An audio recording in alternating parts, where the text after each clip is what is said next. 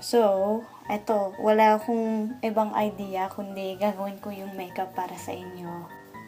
Kailangan ko mag-ban para hindi mahuhulog yung mga balahibo ko sa mukha ko. Ito ang ginagamit kong CC cream. Binili ko siya sa Watsons. Sobrang pula yung balat ko sa mukha ko. Hindi ko alam kung bakit. Pero ginagamit ko ang sponge na to para hindi ako magaling mag-makeup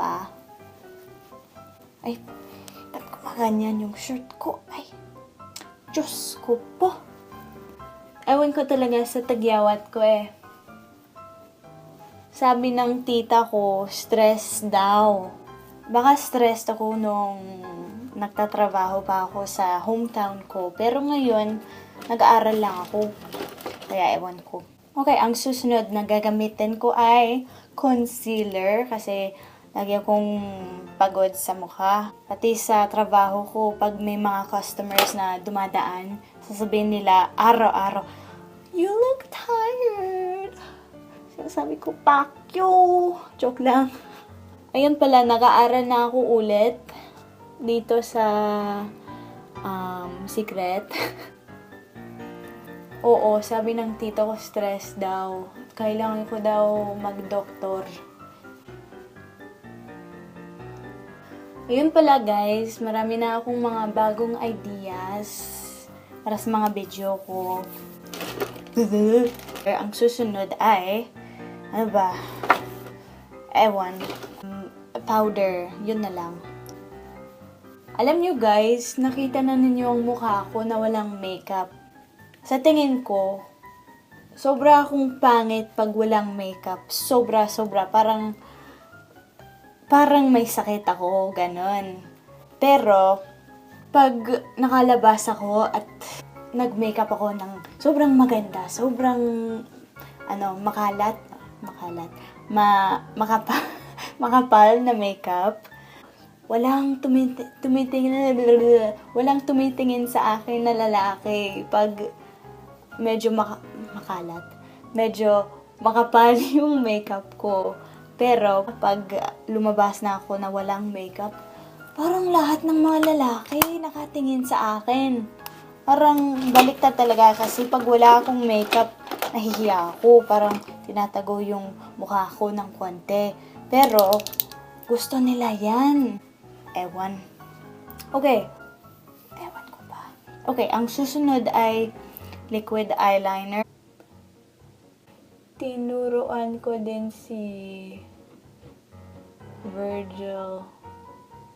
Magaling din siya. Sobra siyang maganda. Mas maganda siya sa akin.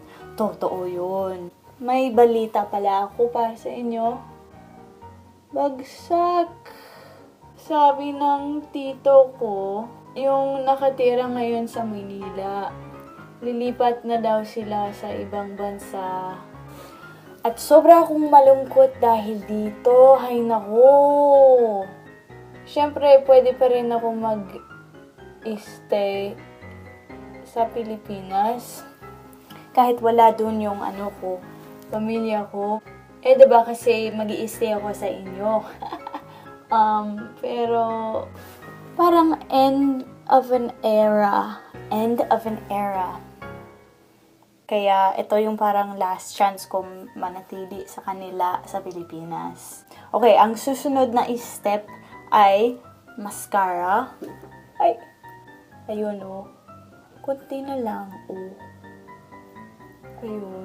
Ayun. Di na ako nagwo-work dito kasi gusto ko talagang mag-focus sa pag-aaral ko. Okay, yun. Tapos na yun. Ayun, mukhang pagod pa rin, no? Ganyan. Kasi dito, usong-uso yung tan skin. Bronzer. Yun. Ayun. Tapos na. So, kita-kits tayo sa Pebrero. At may idea din ako para sa January pero hindi ko alam kung matutuloy. Malay na lang natin, okay? Abangan ninyo, tapos i-follow ninyo ako sa Instagram, tsaka Twitter. Lahat ng mga accounts ko, ako si Belle. Okay? Makikita tayo dun! Bye-bye! Ingat!